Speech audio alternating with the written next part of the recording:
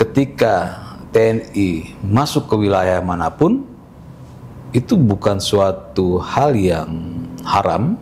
Yang kita lihat bahwa ada gerakan ya, yang ingin ya, mengkerdilkan yang namanya TNI dan Polri.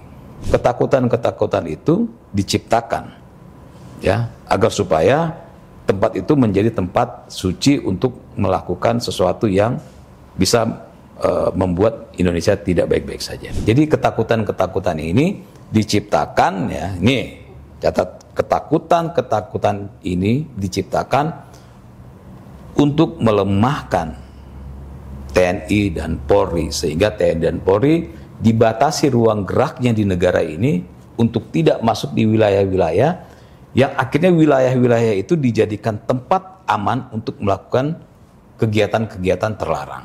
Kepentingan para jenderal itu apa? Coba kita tanya sama mereka, apa kepentingan para jenderal ya sehingga masuk ke kampus? Apa? Saya yakin 1000% yang ngomong itu pun nggak bisa jawab. Banyak sipil-sipil yang melakukan tindakan-tindakan seolah-olah mereka adalah aparat hukum, gitu kan? Halo teman-teman dan sahabat-sahabat semua, kembali lagi bersama kami di program Persepsi. Saya Nugroho Habibie bersama Wakil Ketua Umum sekaligus juru bicara Partai Garda Republik Indonesia, Bang Teddy Gusnedi. Halo Bang. Yep. Pada kesempatan kali ini kita akan mengulik tentang TNI masuk kampus. Nah, baru-baru ini tuh ramai isunya TNI itu melakukan intervensi ke kegiatan-kegiatan di kampus, Bang. Nah, yang terbaru itu adanya kejadian Dandim 0508 Depok, Kolonel Imam Widiarto ini datang di acara konsolidasi mahasiswa se-Indonesia yang digelar di UI. Nah, ini pendapat Bang Teddy soal TNI masuk kampus ini seperti apa? Ya kalau pendapat saya itu tidak ada masalah kan, nggak pernah ada permasalahan selama TNI masuk tidak membatasi ruang bagi para mahasiswa untuk bicara atau berinteraksi yang sesuai dengan aturan hukum di Indonesia ya. Kalau TNI masuk ke ke kampus, jangan kampus lah ya, kemanapun lah ya. Bahkan kan TNI juga masuk ke kampung-kampung, jadi bukan ke kampus saja, ke kampung-kampung gitu kan. Untuk berbagai kegiatan dari dulu hingga hari ini pun tidak pernah ada masalah ya. Selain TNI masuk ke kampung, ke kampus atau kemanapun, tujuannya masih dalam koridor-koridor yang sesuai dengan aturan main, itu nggak ada masalah. Jadi ketika TNI masuk ke wilayah manapun, itu bukan suatu hal yang haram, suatu hal yang dilarang, dan itu hal yang biasa yang tidak perlu dipermasalahkan selama tidak ada pihak dari TNI yang membatasi sesuatu yang tidak melanggar hukum ya. Jadi kalau ditanya kalau TNI masuk kampus nggak ada masalah. Nah, ini Dandim ini kan sebenarnya sudah memberikan klarifikasi ya atas undangan dari pihak mahasiswa dan juga dari pengamanan UI. Sementara dari pihak Rektorat UI ini menyangkal, Bang, kalau mengundang Dandim. Nah, ini dikhawatirkan juga menimbulkan opini negatif seolah-olah TNI ini masuk dan mengintimidasi begitu, Bang. Nah, ini apa nggak menimbulkan opini yang negatif begitu kan? Ya kan gini. Yang saat ini ya, yang kita lihat bahwa ada gerakan ya, yang ingin ya mengkerdilkan yang namanya TNI dan Polri. Ya. Jadi dibuat agar supaya TNI dan Polri itu dianggap oleh masyarakat bad, dianggap negatif, ya. Tentu tujuannya pasti buruk, ya. Karena di sebuah negara yang diserang itu adalah, yang diutamakan yang diserang itu kan tentu adalah garda, pertahanannya kan. Nah, di zaman dulu mungkin pertahanan secara fisik, ya, dihantam gitu kan. Kalau sekarang kan opini, gitu. Yang dihantam opini. Dihantam itu kepala masyarakat agar supaya masyarakat melihat TNI, melihat polisi itu sudah dengan cara pandang negatif. Dan ini yang sedang dilakukan oleh para pihak-pihak yang memang ingin membuat Indonesia tidak baik-baik saja, ya. Jadi gerakan ini sudah dimulai, ya, beberapa tahun lalu untuk mengkerdilkan TNI dan Polri. Nah, ini catatan yang perlu kita lihat, makanya sebagai politisi partai, ya tentu saya harus memberikan bagian dari pendidikan politik bahwa negara ini butuh yang namanya TNI dan Polri, butuh yang namanya garda, ya, untuk menjaga negeri ini. Balik lagi yang ke tadi. Ketika polisi TNI masuk ke kampus, yang disampaikan adalah kekhawatiran, kan? Iya. Ya. Apalagi sudah ada penjelasan, sudah diundang, dipersilakan dan segala macam. Tentu yang mengundang itu pasti tidak sembarangan. Yang mengundang itu pasti melihat bahwa ada mungkin ya, ada potensi-potensi di mana mulai ada informasi-informasi yang ditakutkan, ya, mungkin kan, untuk memberikan framing, memberikan informasi kepada mahasiswa untuk gerakan-gerakan yang berseberangan dengan NKRI, ya. TNI harus ada di posisi itu, ya, karena TNI kan penjaga, ya, penjaga negara ini, ya, dari hal-hal yang seperti itu, ya. Maka jangan sampai nanti, ya, ketika TNI diharamkan masuk ke wilayah-wilayah, maka tempat-tempat yang diharamkan itu menjadi tempat pergerakan, gitu. Jadi tempat pergerakan bagi pihak-pihak yang memang ingin punya tujuan buruk untuk NKRI, ya. Kalau TNI akhirnya dilarang untuk masuk sana, masuk sini, masuk ini, artinya TNI tidak bisa memantau, ya, hal-hal negatif lebih dalam. Polisi tidak bisa memantau hal-hal negatif lebih dalam, ya. Karena kan di negara kita ini kebebasan diatur, tidak ada kebebasan yang sebebas-bebasnya, ya. Konstitusi kita juga mengatur itu.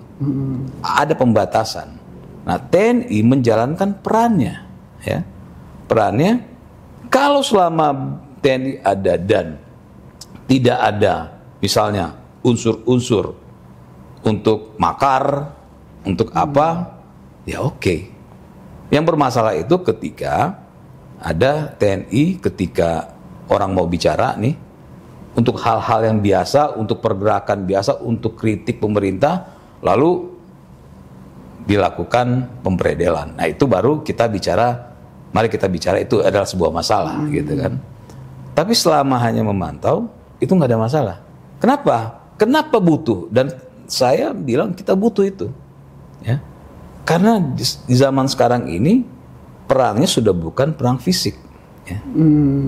Mengganggu sebuah negara itu sudah bukan dengan cara-cara fisik, ya, tapi dengan cara-cara meruntuhkan idealis, meruntuhkan pemikiran anak-anak muda, meruntuhkan pemikiran anak-anak bangsa, ya, untuk melakukan kegiatan-kegiatan yang bisa mengancam keutuhan negara ini.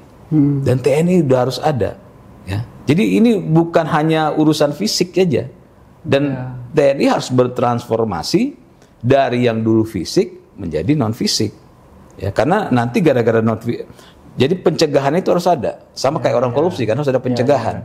Nah, pencegahan itu harus ada. Jangan sudah kejadian baru TNI turun, nggak begitu mainnya.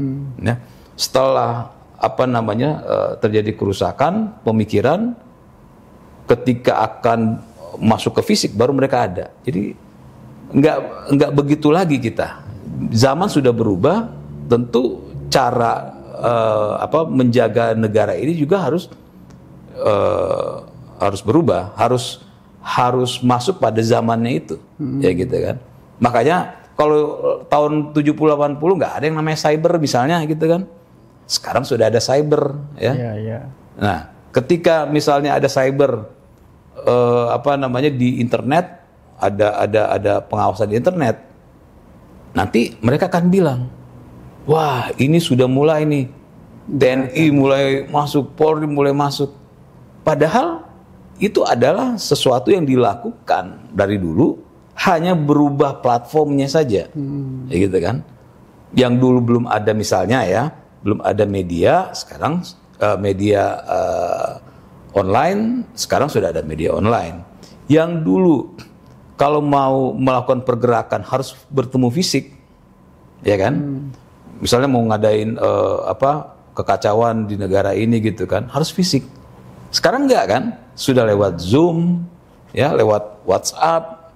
Nah, harus ada peran para penjaga negara ini di situ gitu.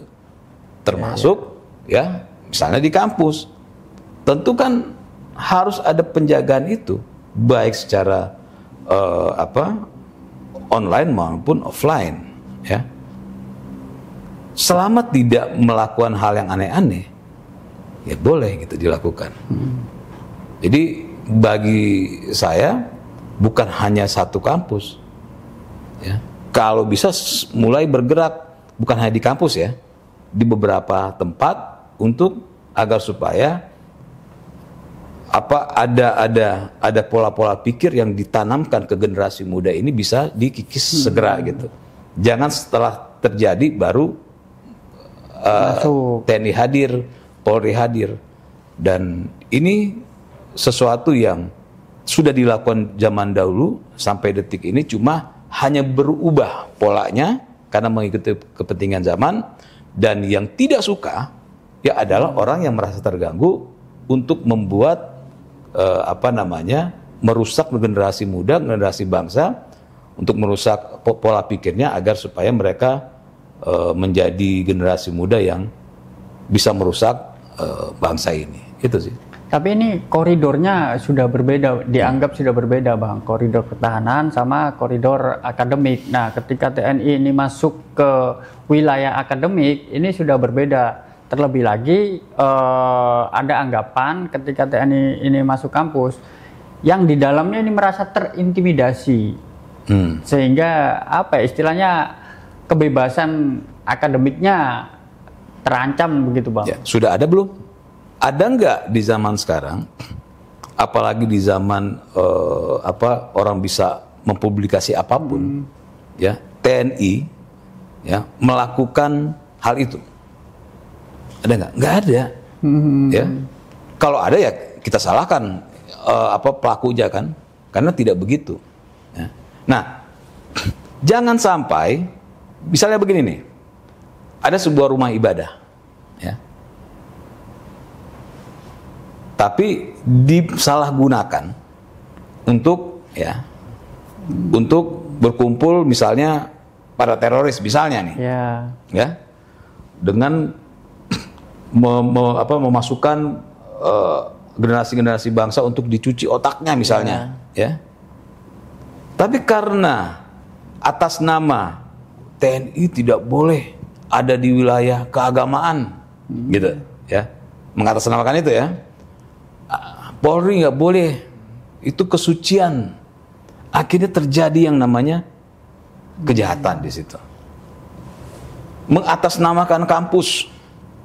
Oh, karena ini karena TNI dan Polri sudah tidak boleh masuk, ini adalah tempat aman bagi kita untuk melakukan konsolidasi untuk merusak bangsa ini. Contoh atau di mana lagi sesuatu yang dilarang misalnya, ya. Mulai disekat-sekat, TNI nggak boleh ke sini, Polri nggak boleh ke sini, ya. Lalu tidak boleh misalnya ada di organisasi masyarakat TNI nggak boleh masuk, misalnya kan, karena nanti mengganggu kebebasan dan segala macam. Nah, akhirnya tempat-tempat itu adalah menjadi sarang, ya, menjadi tempat yang paling aman untuk konsolidasi, ya.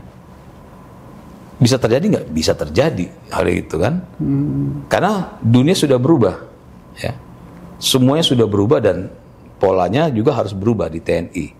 Cara menjaganya juga harus berubah. Cara pencegahan zaman 70 berbeda dengan 2025 saat ini gitu, dimana sudah harus lebih masuk ke dalam, sudah harus bisa mengikuti perkembangan zaman, ya. Wah, TNI datang ke LSM, ya, ngadain acara misalnya gitu kan,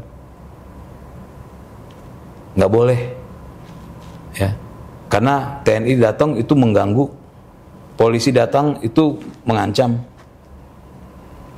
Akhirnya nggak boleh nih, mereka bikin sebuah gerakan untuk merusak atau makar misalnya. Jadi kita ini jangan sampai akhirnya menjadikan sebuah tempat itu menjadi tempat yang sangat suci, yang tidak boleh disentuh, yang akhirnya tempat itu menjadi tempat yang paling aman bagi pergerakan untuk merusak negara ini.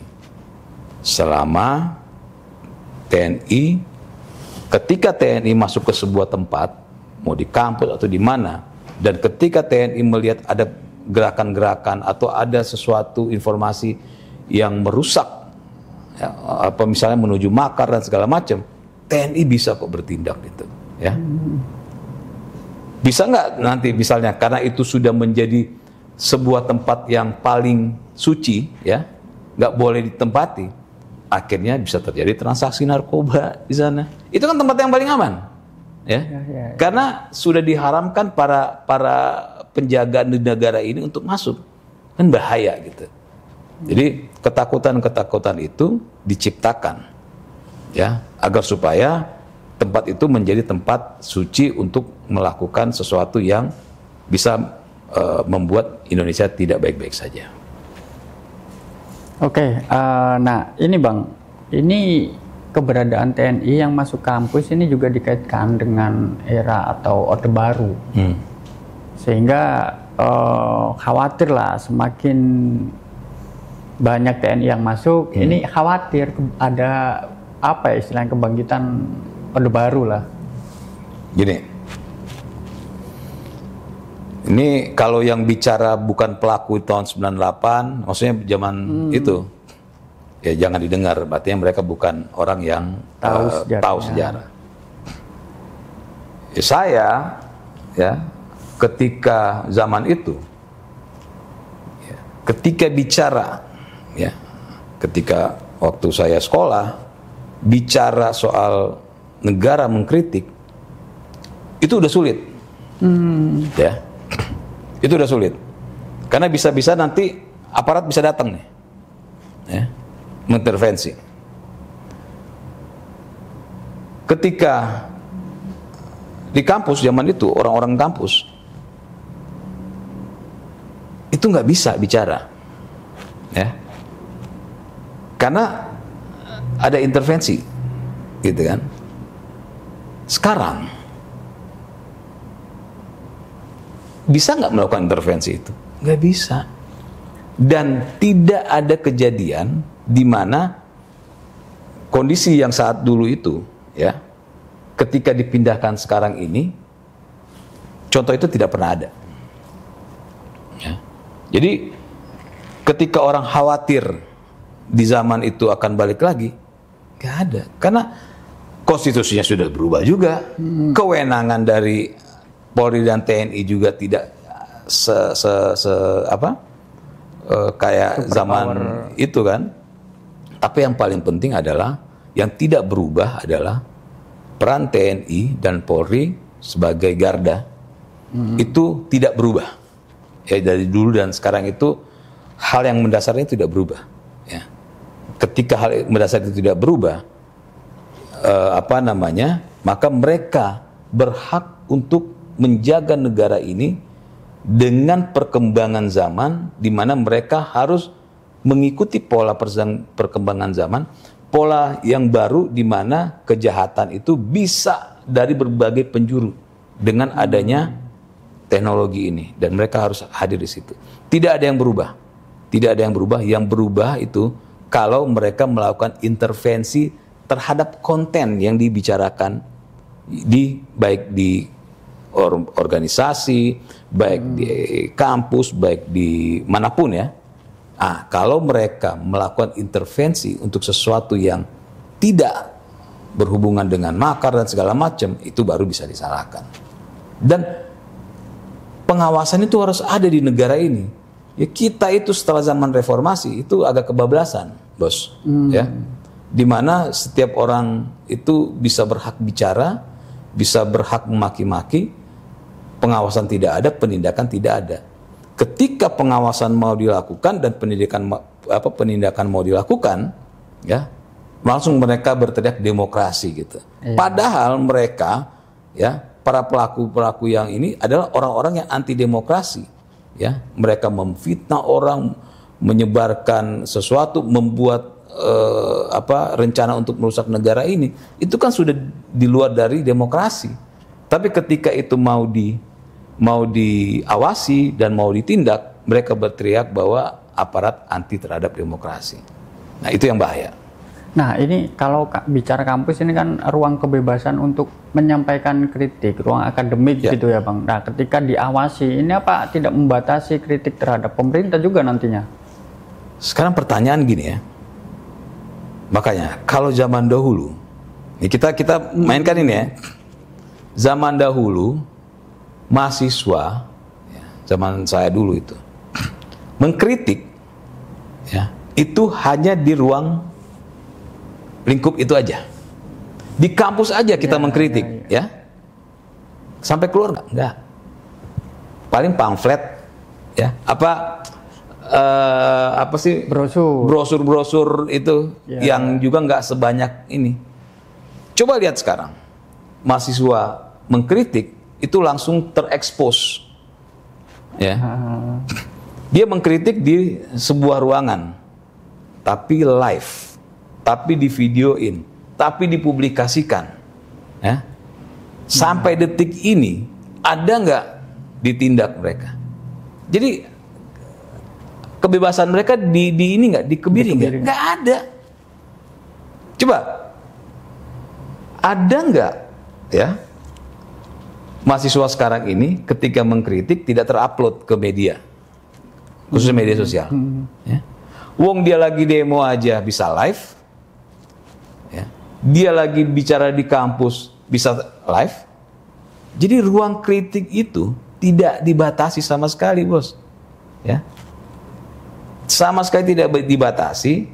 Makanya perlu peran sekarang adalah pengawasan dan penegakan. Pengawasan itu tentu selain di lapangan juga di ruang dunia maya. Oh, okay. Ya. Dan itu adalah bagian dari tugasnya para penjaga negara ini, pengawal negara ini. Ya. Jadi kalau misalnya gini nih, ada TNI datang, kita takut misalnya jadi seperti zaman militerisme zaman baru.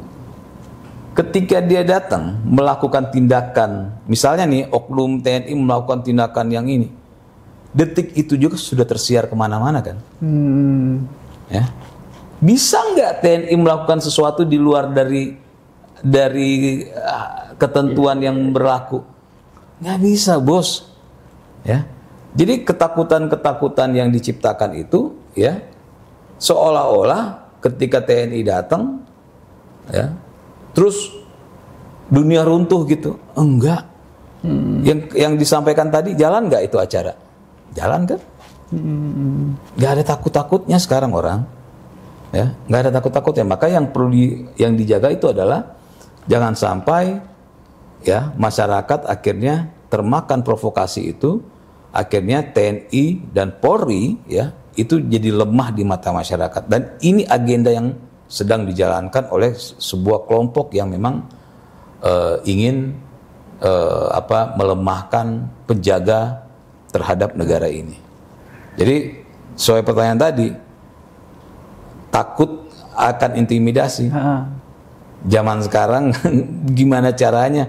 Lu mau intimidasi, jangan kan itu TNI, misalnya ada oknum TNI mukul orang di jalanan, detik itu juga live langsung, live ya, kan?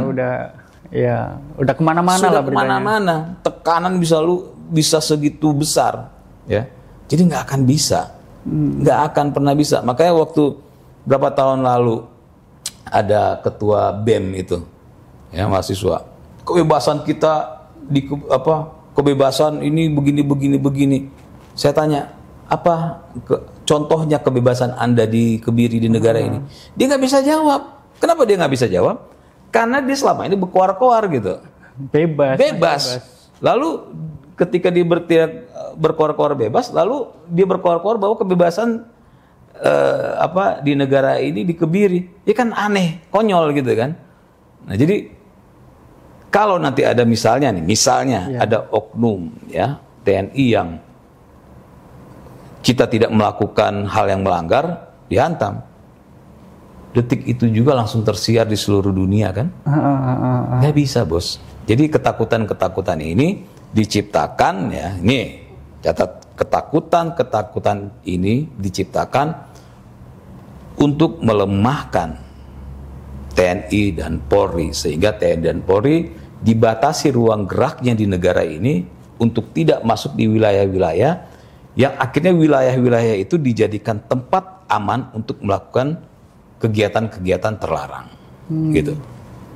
Kegiatan-kegiatan terlarang gimana nih, Bang?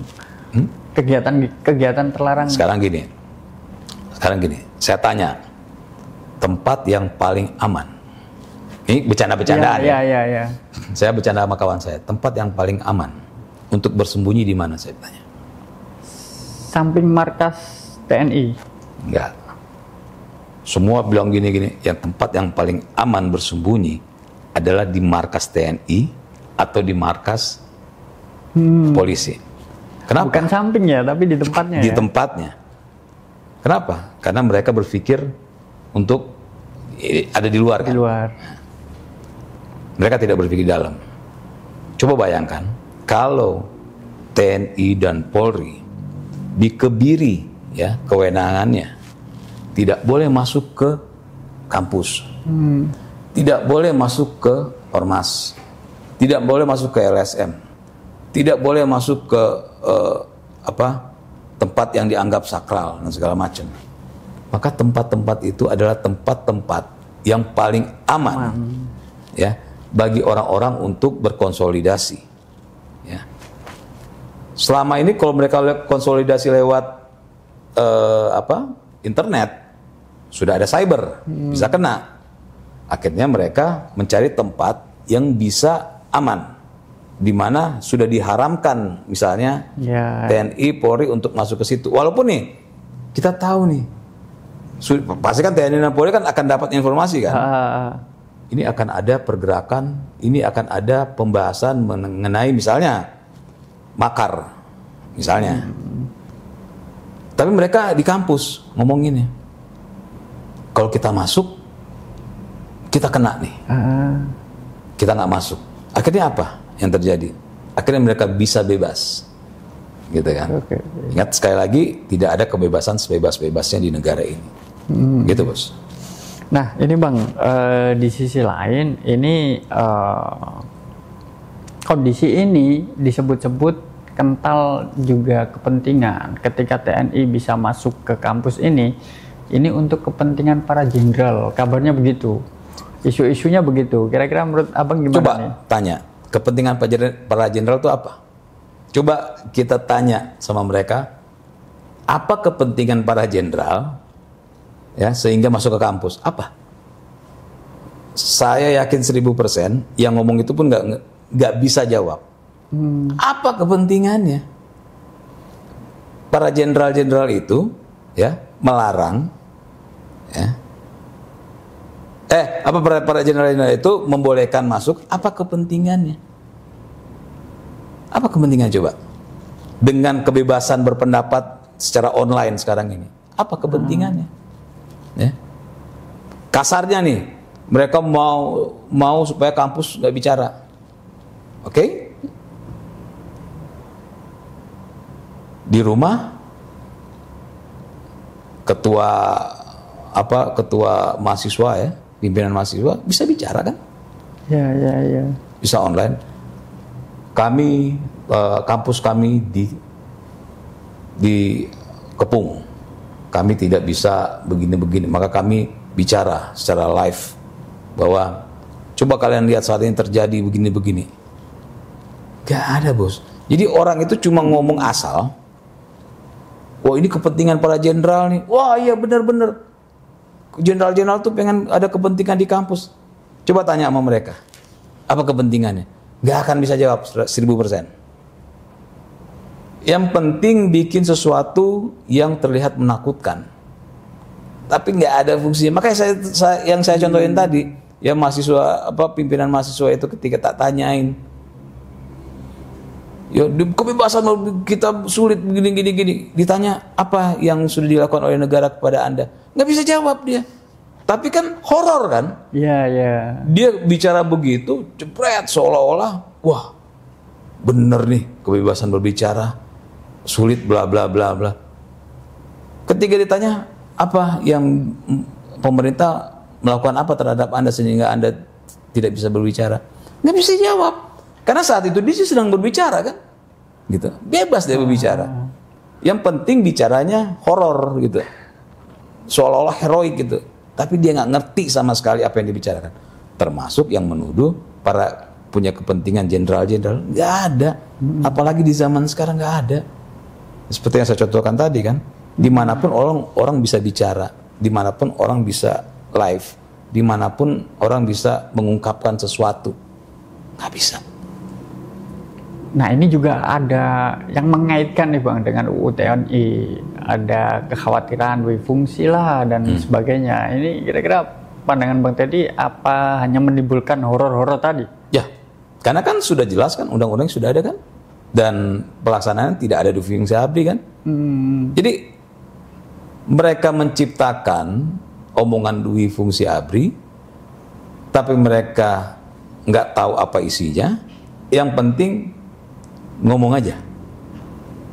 Nah, di masyarakat yang ada yang memang misalnya tidak suka dengan pemerintah saat ini, percaya aja. Ya. Padahal faktanya nggak ada kan, ya. Di undang-undang juga nggak ada gitu. Tapi sesudah sejelas itu undang-undangnya nggak ada, sesudah sejelas itu aturannya nggak ada, tapi masih terus digoreng kan, dui fungsi ABRI kan. Makanya kita bilang bahwa memang tujuannya, makanya kita ngelihatnya bukan di skup yang kecil, bukan skup kampusnya. Ini ada agenda besar untuk melemahkan TNI dan Polri. Ini sudah dilakukan, pola ini sudah dilakukan mulai beberapa tahun lalu. Ya, kita orang politik ya, para politisi nasional itu pada tahu semua. Ini ada agenda besar melemahkan TNI dan Polri. Bahaya loh, TNI dan Polri dilemahkan. Makanya saya pernah bilang di suatu statement saya bilang, para petinggi TNI dan para petinggi Polri abaikan ketika ada yang memviralkan TNI dan Polri. Untuk saat ini ya. Kenapa? Karena akhirnya TNI dan Polri takut untuk ngapa-ngapain, takut diviralkan, ya. Takut. Padahal ketika sesuatu yang sudah jelas melanggar dan baik polisi maupun TNI harus melakukan tindakan tegas terukur, lakukan saja. Mau orang video ini dan segala macam, abaikan, ya, biarkan. Ya. Karena senjata mereka kan sekarang itu tuh viral. Ya, takut juga kan. Supaya TNI dan Polri takut. Nah, makanya saya minta kepada para pimpinan TNI dan Polri, abaikan viral-viral itu. Ya, jangan sampai melemahkan anggota kalian gitu. Ini agenda ini bagian memviral-viralkan itu adalah bagian dari agenda itu gitu, untuk melemahkan TNI dan Polri. Ya, jadi kalau urusan kampus framing soal kampus dan segala macam itu adalah bagian kecil dari cara melemahkan TNI dan Polri, gitu. Ya, ada kampus, framing kampus, ada viral, ada ini. Itu adalah pecahan-pecahan, ya, untuk mengumpulkan framing yang lebih besar supaya TNI dan Polri itu lemah. Ini yang bahaya. Oke, mungkin yang terakhir nih Bang, bagaimana ini membangun sebuah wawasan kebangsaan yang tidak menimbulkan kekhawatiran bagi TNI dan juga bagi sipil? Tidak menimbulkan kekhawatiran bagi TNI dan sipil? Iya. Ya, artinya gini, kekhawatiran itu bisa terjadi, ya. Kita bicara kekhawatiran masyarakat bisa terjadi kalau TNI dan Polri-nya khawatir.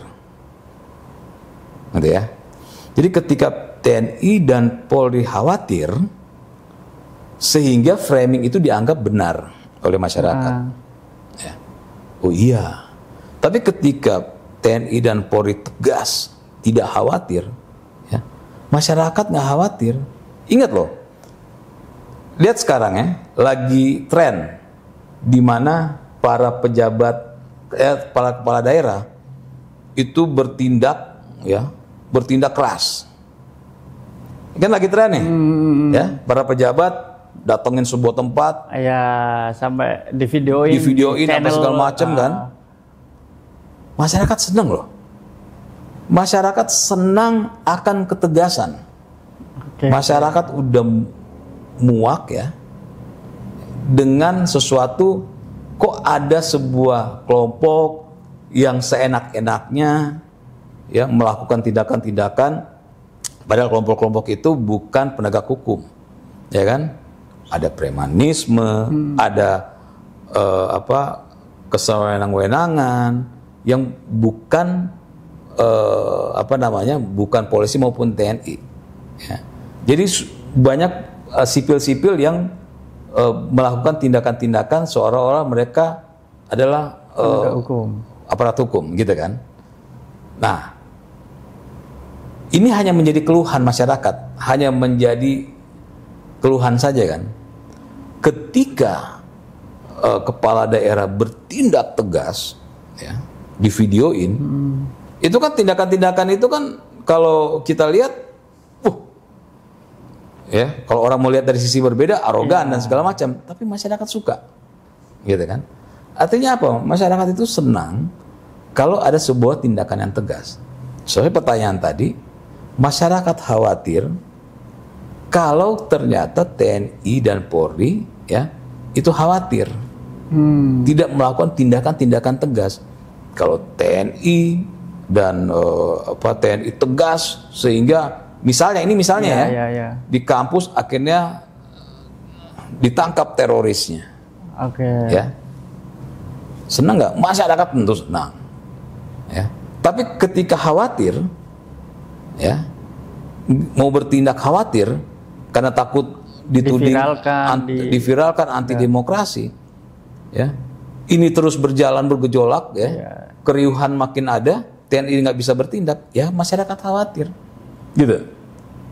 Makanya caranya adalah TNI, Polri harus tegas, ya, terukur, tegas sesuai dengan aturan, tidak peduli dengan yang namanya orang berlindung di balik kata aktivis, berlindung di balik kata kampus, berlindung di balik kata agama dan segala macam, ya.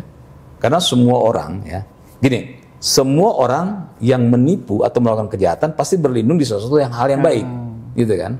Nah, inilah yang dijual oleh pihak-pihak yang memang ingin melemahkan TNI dan Polri, dibungkus dengan sesuatu yang baik supaya, ya,